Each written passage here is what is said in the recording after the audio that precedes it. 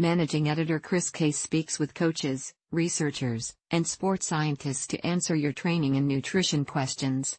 Do you have a question on training, nutrition, or sports science that you'd like answered? Please email us to be included in training FAQ. Dear Chris, do I need to control my carbohydrate intake before and during long rides in order to maximize fat burning? Or is it just the intensity that matters? Wang Zhou. Dear Wang, thanks for your question. If we had to summarize sports nutrition in one word, it would probably be controversial. Or maybe just confusing. Endurance sports guidelines tell us we need to pack in the carbohydrates. Then we hear about Team Ineos and other prominent athletes resorting to a nearly carbohydrate-free diet. So which one is best, and frankly, do we even need to be eating the same way a Grand Tour rider eats? One thing that's certain is that in the world of nutrition, keto has become a buzzword, and not only in the sports world. Terms like ketogenic diet have become some of the most searched dietary terms on Google. It's even made its way to the most important forum of public opinion, the Saturday morning group ride conversation. Now, to get to your specific question about riding low, meaning doing long rides without many carbohydrates for fuel, I'll turn to our resident nutrition and physiology expert, Coach Trevor Connor. Here's what he had to say.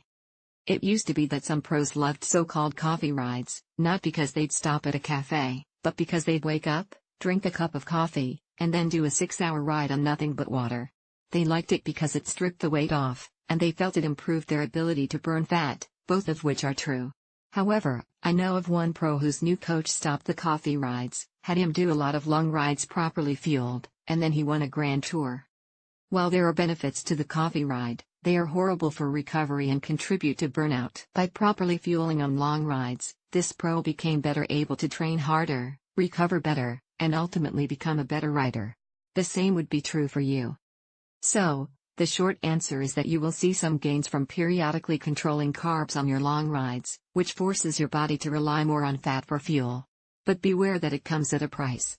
Do it carefully and sparingly. Employing it periodically in the base phase when you don't need to be on top form can have gains.